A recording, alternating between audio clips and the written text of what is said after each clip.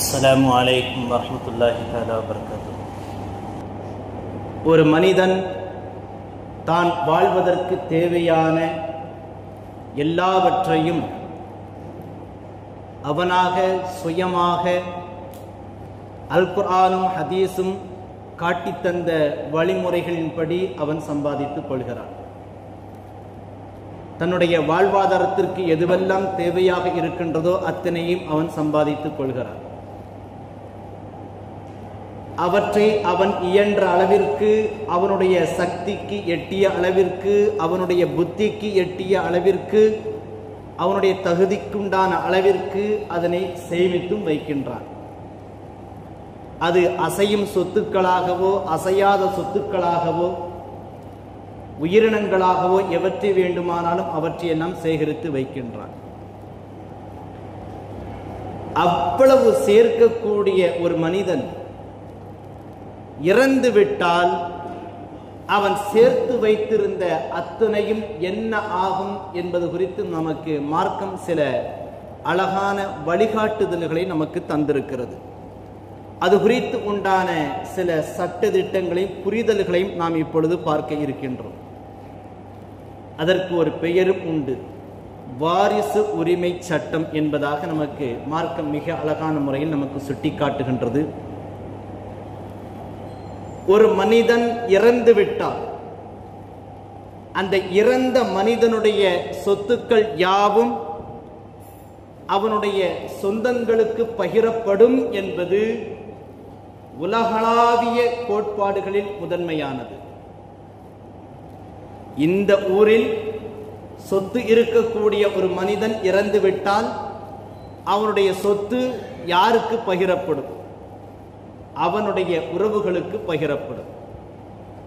வேறு ஒரு ஊரை எடுத்துக்கொள்ளுங்கள். அந்த ஊரில் ஒரு மனிதன் ஒரு மனுஷி இறந்து விட்டால் அவருடைய சொத்தும் அவர்களுடைய உறவுகளுக்கு பகிரப்படும்.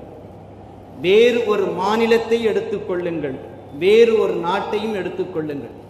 ஆக உலகில் எந்த மூலையில் யார் இறந்தாலும் அவருடைய சொத்து அவருடைய உறவுகளுக்கு பகிர்ந்தளிக்கப்படும் என்பது உலகளாவிய கோட்பாடு என்பதை உலகம் முழுவதிலும் தோன்றியதிலிருந்தே எல்லா மதங்களும் எல்லா மக்களும் புரிந்து வைத்திருக்கக்கூடிய ஒன்று. இஸ்லாத்தில் இந்த சொத்து என்பது, இந்த பாக பிரிவினை என்பது யார் யாருக்கு செல்லும் என்பதை மிக அழகான முறையில் சுட்டி காட்டப்படுகின்றது. இரத்த உறவுகள் அவர்களுக்கும், திருமண உறவின் மூலமாக யார் இணைகின்றாரோ அவர்களுக்கும் இறந்தவருடைய சொத்துக்கள் பங்கு பிரித்து கொடுக்கப்படும் என்பதாக நமக்கு மார்க்கம் மிக தெளிவாக வரையறை செய்கின்றது. இந்த விஷயத்தில் ஒன்றை நாம் விளங்கிக் கொள்ள வேண்டும். இரத்த உறவு, திருமண உறவு ஆகிய இரண்டு உறவுகளின் அடிப்படையில் தான் இஸ்லாத்தினுடைய வாரிசுரிமை சொத்து, அந்த பங்கு என்பது அமைக்கப்பட்டிருக்கிறது. இந்த வகையில் நான் ஒரு குழந்தையை தத்தெடுத்திருந்தால் அல்லது நான் யாரேனும் ஒரு பெற்றோருக்கு தத்து பிள்ளையாக சென்றிருந்தால் அவர்களுடைய மரணத்திற்கு பிறகு அவர்களுக்கு நான் ஒரு காலம் வாரிசாக ஆக முடியாது. எனக்கு குழந்தை இல்லை என்பதற்காக நான் ஒரு குழந்தையை தத்தெடுத்து அதனை வளர்க்கின்றேன். அதற்கு எதுவெல்லாம் கொடுக்க முடியுமோ அதுவெல்லாம் கொடுக்கலாம், எந்த பிரச்சனையும் கிடையாது. கல்வியா, உணவா, உறைவிடமா அல்லது மருத்துவமா, எதுவெல்லாம் கொடுக்கின்றீர்களோ அல்லது தொழிலுக்கான ஏற்பாடுகளா, வியாபாரத்திற்கான எது வேண்டுமானாலும் செய்து கொள்ளலாம். இதுவெல்லாம் நான் உயிரோடு இருக்கின்ற பொழுதே அந்த பிள்ளைக்கு செய்துவிட வேண்டும். நான் மரணித்து விட்டேன் என்று சொன்னால் எனக்கு இருக்கக்கூடிய அசையும் அசையாத சொத்துக்கள் எதிலும் அந்த தத்து பிள்ளை வாரிசாக ஆகிவிடாது என்பதை நமக்கு மார்க்கம் மிக அழுத்தமான முறையில் நமக்கு சுட்டி காட்டுகின்றது. ஒன்று. அடுத்ததாக ஒரு அழகான ஒரு சம்பவம் ஒன்று அல்லாஹ்வின் தூதர் ஸல்லல்லாஹு அலைஹி வஸல்லம் உடைய காலகட்டத்தில் நடந்தது. ஜாபிர் இப்னு அப்துல்லா ரலியல்லாஹு தஆலா அன்ஹு அவர்கள் அறிவிக்கக்கூடிய இந்த நிகழ்வு திருமிதி ஷரீஃப், அபு தாவூத், இப்னு மாஜா, அஹ்மது போன்ற பல்வேறு நூல்களில் காண கிடைக்கின்றது. 2 பெண் குழந்தைகளை அழைத்து கொண்டு ஒரு பெண்மணி அல்லாஹ்வின் தூதர் ஸல்லல்லாஹு அலைஹி வஸல்லம் அவர்களிடத்தில் வருகிறார். அல்லாஹ்வின் தூதர் ஸல்லல்லாஹு அலைஹி வஸல்லம் அவர்கள் அந்த பெண்மணியையும் அந்த பிள்ளைகளையும் பார்க்கிறார்கள். அந்த பெண்மணி கவலை நிரம்பிய முகத்தோடு அல்லாஹ்வின் தூதர் ஸல்லல்லாஹு அலைஹி வஸல்லம் அவர்களை அணுகுகிறார். அல்லாஹ்வின் தூதர் ஸல்லல்லாஹு அலைஹி வஸல்லம் அவர்கள் கேட்கிறார்கள், உனக்கு என்னமா பிரச்சனை? அல்லாஹ்வின் தூதர் ஸல்லல்லாஹு அலைஹி வஸல்லம் அவர்களே, என்னுடைய கணவர் உங்களோடு உஹது போர்க்களத்தில் கலந்து கொண்டவர் ரலியல்லாஹு அன்ஹு. கலந்து கொண்டதோடு மட்டுமில்லாமல் உஹது போர்க்களத்திலேயே ஷஹீதாகவும் ஆகிவிட்டார்கள். இன்னா லில்லாஹி வ இன்னா இலைஹி ராஜிஊன். அவர்களுக்காக அல்லாஹ்வின் தூதர் ஸல்லல்லாஹு அலைஹி வஸல்லம் அவர்கள் பிரார்த்தனை செய்கிறார்கள். அடுத்து தொடர்ந்து அந்த பெண்மணி சொல்கிறார், அல்லாஹ்வின் தூதர் ஸல்லல்லாஹு அலைஹி வஸல்லம் அவர்களே, இந்த 2 குழந்தைகளும் நானும் இப்பொழுது வருமானத்திற்கோ அல்லது எதிர்காலத்திற்கோ எந்த விதமான சொத்துக்களும் இல்லாமல் இருக்கிறோம். என்னுடைய கணவர் விட்டு சென்ற ஒட்டுமொத்த சொத்தையும் அவர்களுடைய சகோதரர் அதனை எடுத்துக்கொண்டார்கள். எனக்கு ஏதேனும் வழி சொல்லுங்கள் என்று அந்த 2 குழந்தைகளை அழைத்து கொண்டு கண்ணீரும் கம்பளையுமாக அல்லாஹ்வின் தூதர் ஸல்லல்லாஹு அலைஹி வஸல்லம் அவர்கள் முன் நிற்க, அல்லாஹ்வின் தூதர் ஸல்லல்லாஹு அலைஹி வஸல்லம் அவர்கள் சற்று பொறுங்கள் என்று அவர்களுக்கு அமைதி கூறிய பிறகு அல் குர்ஆனில் 4வது அத்தியாயத்தில் 11வது வசனம் இறங்கியது. இறங்கிய பிறகு அல்லாஹ்வின் தூதர் ஸல்லல்லாஹு அலைஹி வஸல்லம் அவர்கள் அந்த பெண்மணியை அழைத்து விட்டு சம்பந்தப்பட்ட அந்த பிரச்சனைக்குரிய அந்த தோழரையும் அழைத்தார்கள். அல்லாஹ்வின் தூதர் ஸல்லல்லாஹு அலைஹி வஸல்லம் அவர்களிடத்திலேயே விசாரிக்கிறார்கள், இந்த சொத்தெல்லாம் யாருக்கு உரியதப்பா? என்னுடைய சகோதரருக்கு உரியது. அதற்கு பிறகு வாரிசு என்ற அடிப்படையில் நான் எடுத்துக்கொண்டேன் என்று அவர்கள் சொல்கிறார்கள். அல்லாஹ்வின் தூதர் ஸல்லல்லாஹு அலைஹி வஸல்லம் அவர்கள் இந்த 4வது அத்தியாயத்தின் 11வது வசனத்தை ஓதி காட்டி விட்டு சொன்னார்கள், ஒருவர் இறக்கின்ற பொழுது அவருக்கு ஆண் வாரிசு இல்லாமல் 2 அல்லது 2க்கு மேற்பட்ட பிள்ளைகள் இருந்தால், பெண் பிள்ளைகள் இருந்தால் 3/2 பாகங்கள் இந்த பெண் பிள்ளைகளுக்கு உரியது என்றார்கள் அல்லாஹ்வின் தூதர் ஸல்லல்லாஹு அலைஹி வஸல்லம். அந்த குர்ஆனுடைய வசனம் நமக்கு அதனை சுட்டி காட்டுகிறது. அடுத்ததாக, கணவன் மரணிக்கின்ற பொழுது மனைவி இருந்தார் என்றால் கணவனுடைய சொத்துக்களில் 1/8 ஒரு பாகம் அவனுடைய மனைவிக்கு உரியது என்று சொல்லிவிட்டு அதையெல்லாம் எடுத்தது போக மீதியை நீங்கள் வாரிசாக ஆக்கிக் கொள்ளுங்கள் என்று அல்லாஹ்வின் தூதர் ஸல்லல்லாஹு அலைஹி வஸல்லம் அவர்கள் அந்த நபித்தோழர் ரலியல்லாஹு அன்ஹு அவர்களுக்கு அறிவுரை பகிர்ந்தார்கள். ஆக இப்படியாக அல் குர்ஆன் நெடுக சொத்துக்கு யார் யார் வாரிசாகிறார்கள், எப்படிப்பட்ட வாரிசாக ஆகிறார்கள் போன்ற பல்வேறு செய்திகளை வழிநெடுக நமக்கு அல் குர்ஆன் நமக்கு சுட்டிக்காட்டிக் கொண்டே இருக்கின்றது. ஆக இந்த பாக பிரிவினை என்று இருக்கிறது அல்லவா, இது ஆண் பெண் என்கின்ற பாகுபாடில் பிரிக்கப்படாது. ஆண் பெண் என்கின்ற அந்த சம அளவில் ஒரு காலம் இந்த சொத்துக்கள் பிரிக்கப்படாது. 3 வழிமுறைகளின் அடிப்படையில் அந்த சொத்துக்கள் பிரிக்கப்படும் என்பதை விளங்கிக் கொள்ள வேண்டும். சமீபத்தில் என்று நினைக்கிறேன், கேரளாவில் ஒருவர் வழக்கு தொடர்ந்து அவர்களுக்கு 2 பெண் பிள்ளைகள், அவ்வளவுதான், உடல்நிலை சரியில்லாதவர்கள். ஆனால் சொத்து முழுவதையும் தங்களுடைய பெண் பிள்ளைகளுக்கு சேர வேண்டும் என்பது போன்று உண்டான கோர்ட்டில் கேஸ் போட்டு அதில் வெற்றியும் அடைந்திருக்கிறார். ஆனால் இங்கு மார்க்கம் சொல்லக்கூடிய ஒரு வழிமுறையை நாம் பார்த்துக்கொள் மிக தெளிவான முறையில் நமக்கு சுட்டி காட்டப்படுகின்றது. ஆண் பெண் என்கின்ற பாகுபாட்டில் சொத்து பிரிக்கப்படுவதே கிடையாது. 3 வகைகளில் சொத்துக்கள் பிரிக்கப்படும். நெருக்கமாக இருக்கக்கூடிய ஒரு வாரிசு, தூரமாக இருக்கக்கூடிய ஒரு வாரிசு, இந்த வகையில் முதலாவதாக சொத்து பிரிக்கப்படும். ஒருவர் இறக்கிறார், அவருக்கு மகன் அல்லது மகள், இவர்கள் நெருக்கமான வாரிசுகள் என்று வருகிறார்கள். அதற்கு அடுத்து மனைவி என்பவர் வருகிறார். இந்த வகையில் நெருக்கம் மற்றும் தூரம் என்கின்ற அடிப்படையில் வருகிறார்கள். 2லும் ஆண்களும் இருப்பார்கள், பெண்களும் இருப்பார்கள். கவனத்தில் கொள்ள வேண்டிய ஒரு விஷயம். 2வது ஒரு முறை, யார் வாரிசாக ஆகிறாரோ அவர் முதியவர் அல்லது இளையவர். அதாவது இவர் முதியவர் என்றால் வாழ்க்கையினுடைய இறுதியில் இருக்கக்கூடியவர், இவர் வாழ்க்கையினுடைய மத்தியத்திலோ அல்லது ஆரம்பத்திலோ இருக்கக்கூடிய இந்த வகையில். உதாரணமாக தாய் மகள், இந்த இருவரில் யார் இளையவர் என்றால் மகள் இளையவர். இந்த வகைகளிலும் நமக்கு சொத்துக்கள் கூடுதல் குறைவாக நமக்கு காண கிடைக்கும். இதிலும் ஆண்களும் இருப்பார்கள், பெண்களும் இருப்பார்கள், வித்தியாசம் கிடையாது. மூன்றாவதாக பொருளாதார தேவை யாருக்கு அதிகமாக இருக்கின்றதோ அவர்களுக்கு சொத்திலிருந்து இன்னும் கூடுதலாக கிடைக்கும் என்பதாக மார்க்கம் இந்த மூன்றினுடைய அடிப்படையில் நமக்கு சுட்டிக்காட்டப்படுகின்றது. மற்ற எல்லாவற்றையும் நாம் விட்டுவிடுவோம். இந்த கடைசி விஷயத்தில் வருவோம். பொருளாதார தேவை, ஒரு ஆண் ஒரு பெண் இருக்கிறார்கள் என்றால் இதில் யாருக்கு பொருளாதார தேவை அதிகமாக இருக்கும்?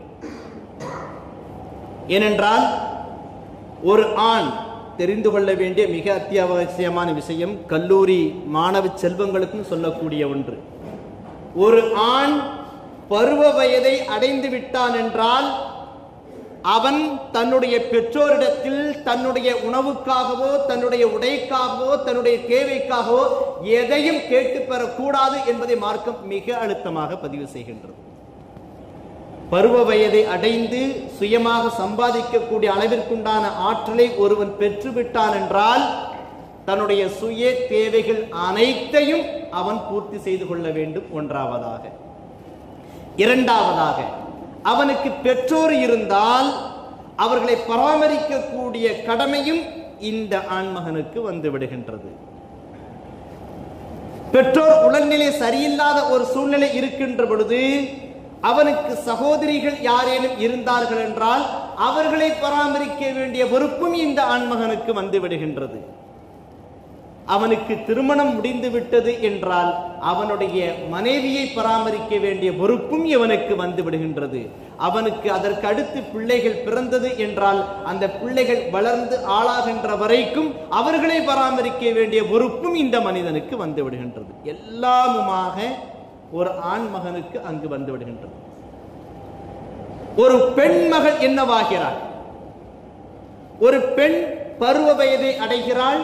தன்னுடைய சுய தேவைகள் எல்லாவற்றையும் தெரிந்து கொள்ளக்கூடிய உண்டான ஆற்றலுக்கு அவள் வருகிறாள் என்றால் அவள் திருமணம் முடிக்கின்ற வரைக்கும் அவளுக்கான எல்லா சுய தேவைகளையும் கொடுக்க வேண்டிய பொறுப்பு பெற்றோருக்கு இருக்கின்றது.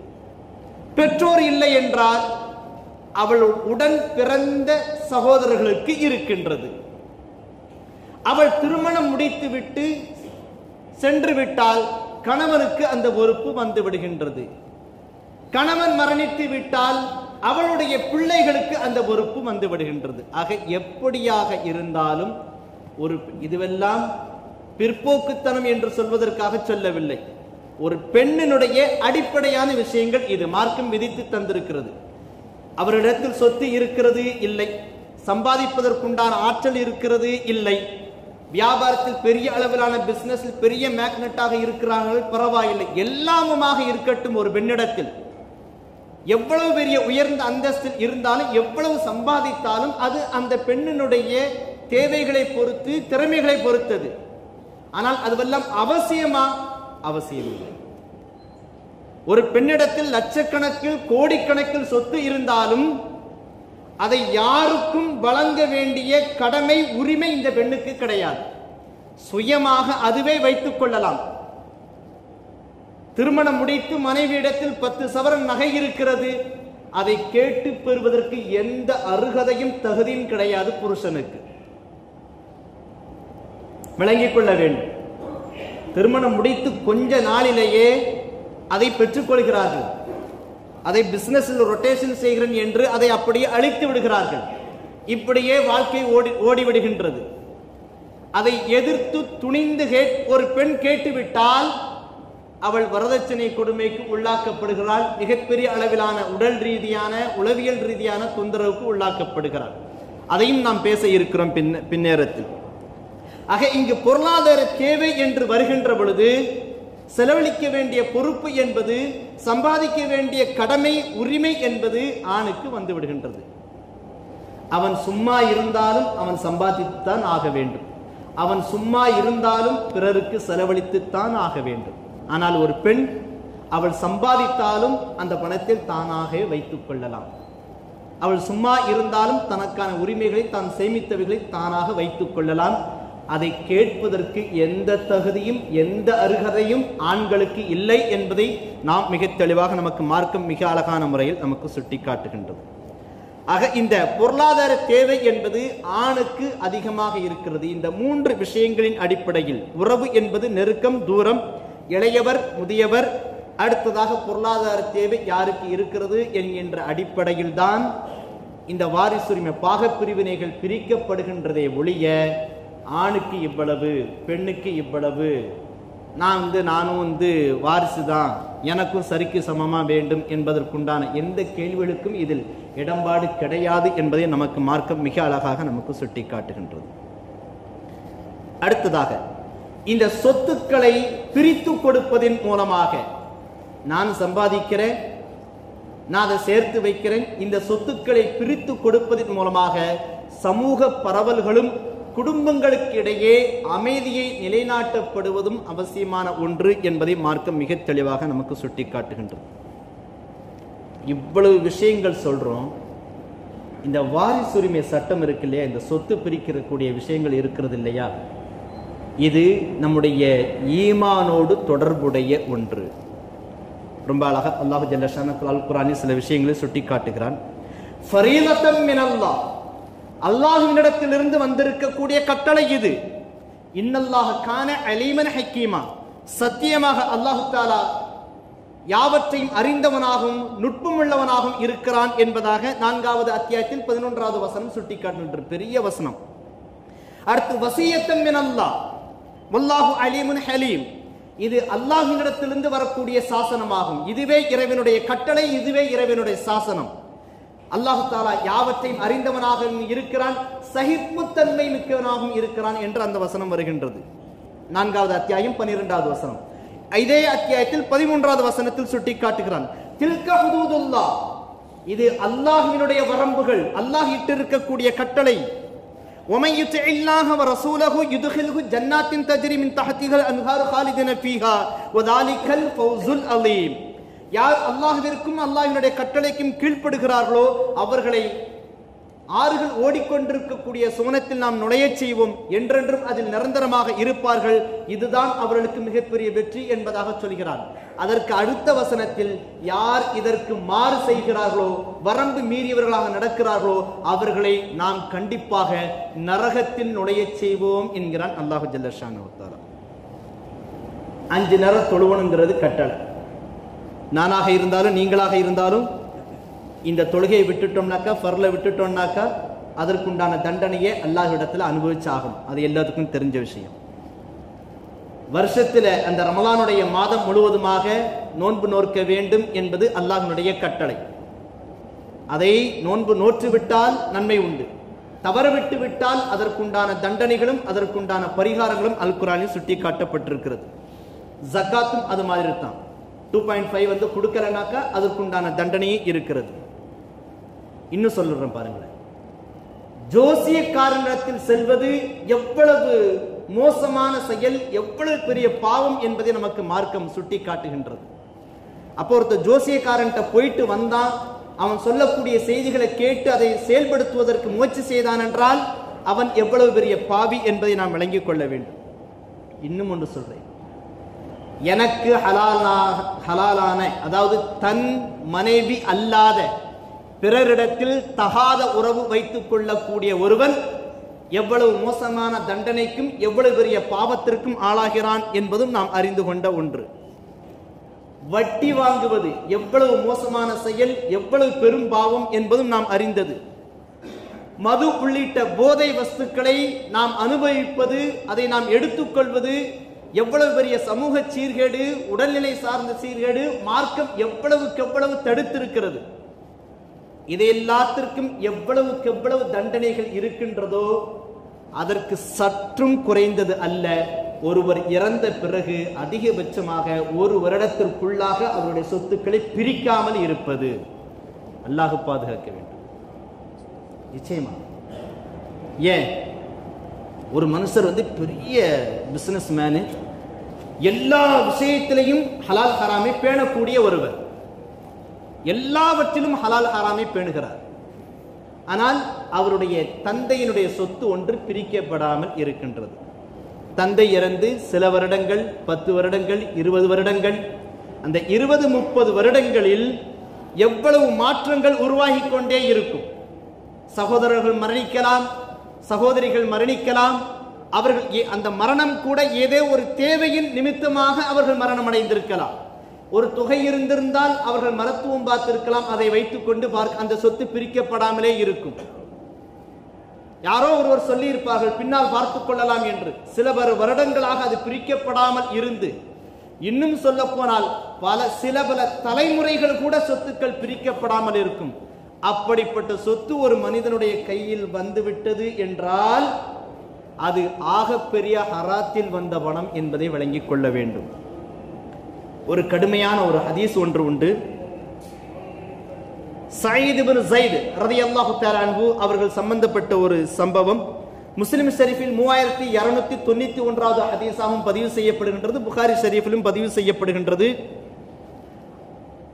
அர்வா பின்த் உவைஸ் என்கின்ற ஒரு பெண்மணி, இவர்கள் ஒரு வழக்கு தொடுகிறார்கள். சயீத் இப்னு ஸைத் ரலியல்லாஹு தஆலா அன்ஹு அவர்கள் தன்னுடைய நிலத்தை அபகரித்துக் கொண்டார்கள் என்பதாக வழக்கு. மர்வானிடத்தில் அந்த வழக்கு வருகின்றது. அந்த வழக்கில் காரசரமாக நடைபெற்றுக் கொண்டிருக்கிறது. இந்த சஹாபி அவர்கள் சொல்லுகிறார்கள், சமீஅத்து ரசூலுல்லாஹி ஸல்லல்லாஹு அலைஹி வஸல்லம் யகூல் மன் அகத ஷிப்ரம் மினல் அர்தி ظுல்மன் துவ்விகஹு இலா சப்இ அர்தீன் அவ் கமா قال அலைஹி ஸலாத்து வஸ்ஸலாம். அல்லாஹ்வின் தூதர் ஸல்லல்லாஹு அலைஹி வஸல்லம் அவர்கள் கூறினார்கள், பிறருடைய நிலத்தில் எதையேனும் ஒன்றை ஒரு சான் அளவிற்கு ஒருவன் மோசடியாக அவன் பயன்படுத்திக் கொண்டால், மோசடியாக இணைத்துக் கொண்டால், கவனிக்க வேண்டிய ஒரு விஷயம், புறம்போக்கு சொத்தை உங்களுடைய சொத்தோடு இணைத்துக் கொண்டாலும் இதுதான் கதி. அக்கம் பக்கத்தில் இருக்கிறவர்கள், நீங்கள் முதல் ஆளாக வீடு கட்டுகிறீர்கள், ஒரு அடி கூடுதலாக எடுத்துக்கொண்டீர்கள் என்றால் அவர்களிடத்தில் ஒரு அடி குறைந்து கொள்ளும். யோசித்து பாருங்கள். அல்லாஹ்வின் தூதர் ஸல்லல்லாஹு அலைஹி வஸல்லம் கடுமையாக எச்சரிக்கிறார்கள். சயீத் இப்னு ஸைத் ரலியல்லாஹு தஆலா அன்ஹு அவர்கள் சொல்லுகிறார்கள், இந்த பெண் என் குறித்து என்னை பற்றி ஒரு வழக்கு தொடுத்து விட்டார், நான் மோசடிக்காரன் என்று அவர் வாதிடுகிறார். அல்லாஹ்வின் தூதர் ஸல்லல்லாஹு அலைஹி வஸல்லம் இப்படி சொன்ன பிறகு நான் எங்காவது நான் மோசடி செய்வேனா என்று கூறிவிட்டு இந்த ஹதீஸை சொல்லுகிறார்கள். எவன் ஒருவன் ஒரு அடி அளவிற்கு, ஒரு சான் அளவிற்கு எடுத்துக்கொண்டானோ அவன் கழுத்தில் அது 7 பூமிகள் அளவிற்கு அவனுக்கு மறுமை நாளில் தொங்கவிடப்படும் என்றார்கள் அல்லாஹ்வின் தூதர் ஸல்லல்லாஹு அலைஹி வஸல்லம். அடுத்து சயீத் இப்னு ஸைத் ரலியல்லாஹு தஆலா அன்ஹு அவங்க செஞ்சதான் பெரிய ஹைலைட். இவங்க ஒரு சஹாபி, ஒரு நபித்தோழர் ரலியல்லாஹு அன்ஹு. அவர்கள் இப்படி ஒரு மோசடி விஷயத்தில் மோசடி செய்திருக்கிறார்கள் என்பது அல்ல விஷயம், மோசடி வழக்கில் இவர்கள் சம்பந்தப்பட்டு விட்டார்களே என்கின்ற ஆதங்கத்தில் அவர்கள் அல்லாஹ்விடத்தில் பிரார்த்தனை செய்கிறார்கள், என் இறைவா, நான் சொல்வது உண்மையாக இருந்தால் அந்த பெண்ணினுடைய பார்வையை பறித்து விடு என்றார்கள். அந்த இல்லத்திலேயே அந்த பெண் மரணித்து விடட்டும் என்பதாகும் சயீத் இப்னு ஸைத் ரலியல்லாஹு தஆலா அன்ஹு அவர்கள் பிரார்த்தனை செய்ய, வழக்கு முடிந்த அந்த பெண்மணி வீட்டிற்கு செல்வதற்குள்ளாக அந்த பெண்மணியுடைய கண் பார்வை பறிபோகிவிட்டது. அல்லாஹ் பாதுகாக்க வேண்டும். சில நாட்கள் வீட்டினுடைய சுவர்களை பிரித்துக் கொண்டே அந்த பெண்மணி நடந்து கொண்டே இருந்தார். ஒரு கட்டத்தில் வீட்டில் ஒரு பகுதியில் ஒரு குழி இருந்தது, அது தெரியாமல், கண் தெரியாமல் அந்த குழிக்குள்ளேயே விழுந்து அப்படியே அந்த பெண்மணி மரணித்து விட்டாள் என்பதாக உர்வத் இப்னு ஸுபைர் ரஹ்மத்துல்லாஹி அலைஹி அவர்கள் அறிவிக்கக்கூடிய ஹதீஸ் முஸ்லிம் ஷரீஃபில் ஆதாரப்பூர்வமான முறையில் 3298வது ஹதீஸாகவும் ஒரு 4-5 ஹதீஸ்கள் தொடர்ந்து இது போன்று வருகின்றது. புகாரி ஷரீஃபிலும் இது பதிவு செய்யப்படுகின்றது. ஆக பிறருடைய சொத்துக்களை அபகரித்தல் என்பது ரத்த உறவுட்ட இருந்து ஒரு அடியே ஒரு சொத்தை நீங்க அபகரிக்கிறங்கிறது எவ்வளவு பெரிய மோசமான செயல், எவ்வளவு பெரிய நம்பிக்கை துரோகம் இல்லையாது. உங்களுக்கு அடுத்து பிறந்திருப்பார், உங்களுக்கு முன்பதாக பிறந்திருப்பார், உங்களோடு ஒரு பெண் பிறந்திருப்பாள், உங்களுக்கு ஆற்றல் இருக்கிறது, அதிகாரம் இருக்கிறது, சட்டத்தினுடைய எல்லா ஓட்டைகளும் தெரிந்திருக்கிறது என்பதற்காக உங்களுடைய உறவுகளிடத்திலிருந்து அநியாயமாக ஒரு சொத்துக்களை பறித்தல் என்பது எந்த வகையிலும் உங்களுடைய குலம் நாசமாகிவிடும் என்று அல்லாஹ்வின் தூதர் ஸல்லல்லாஹு அலைஹி வஸல்லம் அவர்கள் கடுமையான முறையில் எச்சரிக்கை செய்கிறார்கள். சொத்து விவகாரங்களில் மிக முக்கியமான விஷயங்களை நாம் கவனத்தில் கொள்ள வேண்டும். இந்த சொத்து விஷயங்களில் முஸ்லிம்களுக்குள்ளாகவே மிகப்பெரிய அளவிலான குழப்பம். அதற்கு 4 விஷயங்களை நான் சுட்டிக்காட்டி விடுகின்றேன். முதல் விஷயமாக, இறந்தவுடன் அந்த சொத்துக்கள் பிரிக்கப்படாது, பல வருஷம் தலைமுறை கடந்து நின்று ஒன்று. இரண்டாவது விஷயமாக, பெண்களுக்கு உரிய பங்கை கொடுக்க மாட்டாங்க. ஏன்னாக்கா அவங்களுக்கு திருமணம் முடித்து கொடுத்துறாங்க. திருமணம் முடித்து கொடுக்கின்ற பொழுது சில லட்சங்களுக்கு உரிய, இப்பொழுது கோடிகள் அளவிற்கு வந்து விடுகின்றது நகைகள் எல்லாம், அதெல்லாம் போட்டு கொடுக்கறாங்க. கவனிக்க வேண்டிய ஒரு விஷயம், பெற்றோர் உயிரோடு இருக்கின்ற பொழுது பிள்ளைகளுக்காக செலவழிக்கக்கூடிய செலவிங்கள் அனைத்தும் அன்பளிப்பை சார்ந்தது. கேட்கவே முடியாது, மரணத்திற்கு பின்னாடி கேட்க முடியாது. அவங்க உயிரோடு இருக்கின்ற பொழுது நீங்க கேட்டுக்கலாம், இன்னும் மகளுக்கு 100 சவரன் போட்டிருக்கிற, எனக்கு ஏதாவது வாங்கி கொடு, அது உங்க பாடு, அது கேட்டுக்கொள்ளலாம்.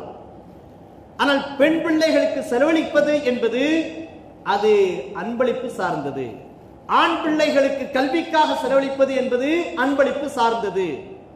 அல்லது தகப்பன் இல்லாமல் சகோதரர்கள் செலவழித்தார்கள் என்றால், அவர்களாக சிலர் சேர்ந்து கொண்டு, ஒரு 4-5 நபர்கள் சேர்ந்து கொண்டு ஒரு பெண்ணை கரை சேர்க்கிறார்கள் என்று வைத்துக் கொள்ளுங்கள்.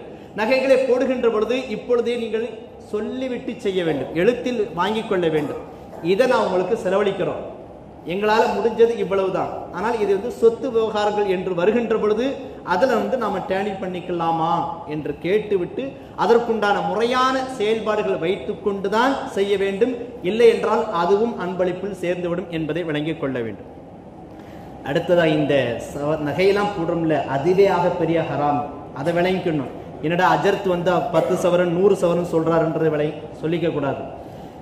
திருமணத்தன்று பெண்ணுக்காக கொடுக்கப்படக்கூடிய அந்த வரதட்சணை என்பது ஒரு பெண்ணின் மீது, ஒரு பெண்ணினுடைய பெற்றோரின் மீது தொடுக்கப்படக்கூடிய பொருளாதார போர் என்பதை விளங்கிக் கொள்ள வேண்டும். எவ்வளவு பெரிய விஷயம்! நினைச்சுக்கிறோம், நிறைய குடும்பங்கள் இருக்குது, வெறும் 5 பவுன் கூட போட முடியாம திருமணத்திற்கு சிரமமாக இருக்கக்கூடிய குடும்பங்கள் ஏராளமாக இருக்கிறது என்பதை நாம் விளங்கிக் கொள்ள வேண்டும். அடுத்ததாக, இது குறித்து தெரிந்திருக்கக்கூடிய மார்க்க அறிஞர்கள், சட்டவியல் வக்கீல்களிடத்தில் முறையான ஆலோசனைகளை பெறுவதே கிடையாது. எனக்கு நான் விட்டுட்டு போயிடுறது, அது மிகப்பெரிய அளவிலான சிக்கலாக நின்று விடுகின்றது. ஆகவே நமக்கு மார்க்கம் கற்றுத்தந்திருக்கக்கூடிய அந்த வழிகளை, வாரிசுரிமை சட்ட திட்டங்களை மிகச்சரியான முறையில் பேணி பாதுகாத்துக் கொள்ள வேண்டும். அது குறித்து உண்டான அறிஞர்களை அணுகிக் கொள்ள வேண்டும். இணக்கத்தோடும் சுமூகத்தோடும் நாம் நம்முடைய சொத்துக்களை சரியான முறையில் பங்கு பிரித்து குடும்பங்கள் அமைதியாக வாழ வேண்டும். அல்லாஹ் அதற்கு அருள் புரிவானாக. அஸ்ஸலாமு அலைக்கும் வரஹ்மத்துல்லாஹி தஆலா வபரகாத்துஹு.